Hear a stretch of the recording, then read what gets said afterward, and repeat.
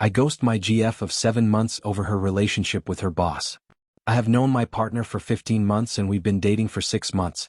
Last month, at her request, we decided to take the next step in our relationship and moved in together. Things had been progressing smoothly between us until recent developments introduced tension into our dynamic. 3 weeks ago, my partner started a new job. The position seemed promising and she appeared excited about the opportunity. Her boss, a 50-year-old man going through a divorce, initially took a keen interest in her onboarding process. As the owner of a small company, it wasn't entirely surprising that he'd personally help new employees settle in. However, certain aspects of their relationship began to raise concerns for me. Initially, the interaction seemed professional. He took her to meet clients and personally brought her up to speed with work procedures. However, the frequency and nature of their interactions began to shift. They started having lunch together regularly, which soon evolved into after-work drinks. This dynamic made me uncomfortable. I've always believed that while camaraderie between colleagues is natural, there are boundaries that should be respected, especially when one person holds a position of authority over the other. I decided to address my concerns. I brought up the issue gently, framing it around the importance of maintaining professional boundaries. I asked her how she would feel if I were out drinking with a single female colleague regularly. She admitted that it would make her uncomfortable. This seemed like a productive conversation at first, as she acknowledged my perspective and assured me that there was nothing to worry about. Despite our discussion, her interactions with her boss became more frequent and less professional in nature. On 2 occasions, she invited me to join them for after-work drinks. I accepted the invitations, partly out of curiosity and partly to observe their dynamic. During one of these gatherings, I noticed her reacting jealously when another woman expressed interest in her boss. This interaction stood out to me because it revealed a level of emotional investment on her part that seemed inappropriate. An incident that particularly upset me involved her wearing one of his spare shirts after spilling something during drinks. When I questioned her about it, I asked how she would feel if I gave one of my shirts to a female colleague. She paused, then apologized, admitting that she would be upset if the roles were reversed. This acknowledgement temporarily eased my concerns, but the situation continued to escalate. Over time, she met his daughters and some of his friends during what were supposed to be work lunches and after-hours drinks. This struck me as another red flag. It seemed unusual for an employee to become so deeply involved in her boss's personal life. I've never felt the need to integrate myself into the personal lives of my superiors, and this level of familiarity made me increasingly uneasy. At this point, my unease led me to do something I'm not proud of. I started checking her phone. Initially, I justified it as a way to quell my suspicions, but as I uncovered more information, my concerns deepened. The messages between her and her boss were largely professional at first. However, as time passed, subtle shifts in tone became apparent. The first red flag appeared when he asked her to meet him at a local restaurant while he was out of the office. She declined, saying she had to go home. While this interaction wasn't overtly problematic, it planted a seed of doubt in my mind. The second red flag was more concerning. On another occasion, he again asked her to meet him after work, framing it as a request he shouldn't be making. This time she agreed. When she came home late, she told me that she had been in a meeting. This was the first outright lie she told me, and it stung. Things took a more personal turn when he began sending her songs. These songs often featured lyrics from the perspective of a man in love or dealing with unrequited feelings. The timing of these messages, late at night and on weekends, suggested that he had been drinking. Initially, she didn't respond to these messages, but last week after drinking herself, she replied with a song of her own. The lyrics she chose described a woman asking a man how he would feel if he lost her. This exchange confirmed my fears that their relationship was straying into inappropriate territory. Despite these concerns, there were moments that suggested she was still committed to our relationship. For instance, he invited her to hang out over the weekend, framing it as an invitation for both of us. She told me about the invite and chose to spend the evening watching a movie with me instead. While this openness was reassuring, it didn't entirely alleviate my doubts. When I voiced my concerns again, I warned her that their drinking sessions could lead to regrettable decisions. She reassured me, saying she would never do anything to hurt or lose me and that her boss simply needed a friend. While her words were comforting, her actions told a different story. The combination of her growing closeness with her boss, the lies, and the emotionally charged messages left me feeling conflicted.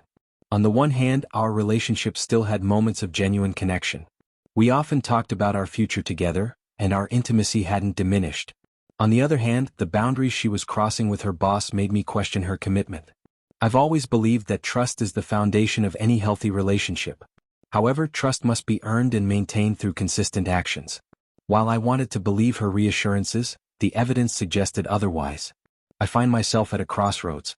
I've considered confronting her directly about everything I've discovered, but I'm afraid of how she might react.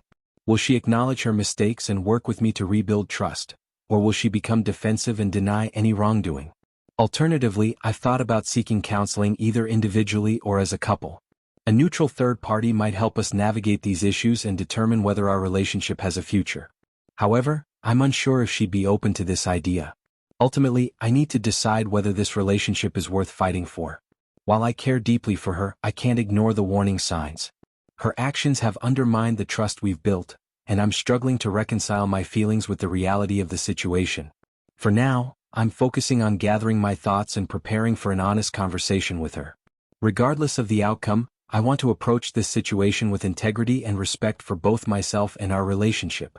Time will tell whether we can move past this or if it's time to let go and move on. He posted an update on January 8, 2025. She started a new job in November. Her and her new boss became a little too friendly for my liking. Totally inappropriate on a professional level and what I perceive to be a lack of boundaries on a personal level. Drinking after hours, lies about exactly where she is, me having to phone her hours after she should be home to find out what's going on and if she is okay. I spoke to her multiple times about this. She acknowledged that she wouldn't be comfortable if things were reversed. We had a good 2 weeks over the festive and New Year period while she wasn't at work, but the shit started immediately with her return to work on Monday. Her own mother got wind of things and told her that her boss is trying to tank our relationship. Fresher development since my post history is that we had been getting into more fights when she had come home drunk from work drinks with her boss, and our intimacy has come to a complete stop over the past 3 weeks. She still says lovey-dovey things to me, we still passionately make out, but lately she has excuses that stops it escalating to intimacy. We cuddle in bed, but something is not right. I'm 50-50 on whether she is physically cheating on me with her boss, but based on their messages, yes, I synced my laptop to her messaging app, there is 100% an emotional affair going on. Also picking up messages where I am being positioned as a negative person in her life. The boss is very clearly highly manipulative and leveraging his position of power over her. So, my plan is to just walk out on this shit and ghost her. No talking, no message, no note, no closure. If she tries to contact me, just ignore her. Just wait for her to leave for work and pack my stuff. It could be a very quick thing as my folks are aware that our relationship has hit a rough patch and they said I can come over any time. From there I can sort out my own living arrangement. Whoopta for doing this? I do still love her, and yes, I am scared of being alone again, but I feel that I have spoken enough about this with her and given her far more leeway than most people would. My mental health has tanked. I spend most of my time at work riddled with anxiety and doubt over what she is doing, and when I get home before her. It kicks up as I wonder if and when she is coming home. Edit. Thanks for the responses. It appears that manning up for a conversation seems to be the best way to exit. I'm kind of tired of talking about all of this and I feel disrespected, which is why I just want to walk away, but I hear that a final talk may be the best thing to do. The mature thing to do. I'll probably be gaslit. She accused me of being jealous before, but at this point I am done. Let's read some comments. First comment was, by doing that you are asking for drama. What do you want to achieve? That she suddenly changes her mind, falls back in love to you since she now knows how independent you are. Quit that stupid thought of revenge. You are 38 by now. Don't waste your time with her either. Pack your things, calm, and prepare yourself as good as you can for that talk. You don't need to be helpful or explaining her in detail what is going on and how much you actually know. Just explain you are not feeling it anymore, you are not happy, and that is how things are from now on. Don't be too dramatic. Don't fall for crocodile tears, but don't be an asshole about it if you know she is trying to manipulate you. Just keep it straight but nice and then leave. If she is asking too many questions, you can just straight up lie to keep the conversation short. Whatever will help you shorten this is completely valid. She is unfaithful and lying to you. You don't owe her honesty if you don't want to be honest and open towards her anymore. It's a very good character trait to be open and honest to everyone, but in this situation you can do whatever you want.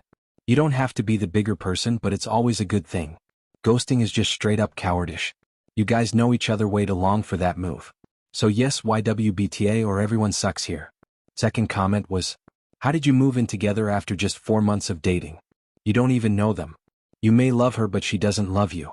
Also, she's not sleeping with you cause the obvious answer is she's sleeping with her boss. You kissing her is pretty gross from this perspective. As soon as she lied the first time you should have left. The boss isn't trying to tank the relationship. He already did and rather quickly. You can ghost her. But would be dumb since you already live together. Just break up. You don't have to give her a reason. Just say it's not working and work out the living situation ASAP, then block her once you're separated. Thank you for listening the story to the end. If you enjoy our videos, so don't forget to like, share and subscribe. Have a good day, and if you haven't subscribed yet, please do it and hit the notification bell icon to stay updated with more shocking real-life stories happening around you.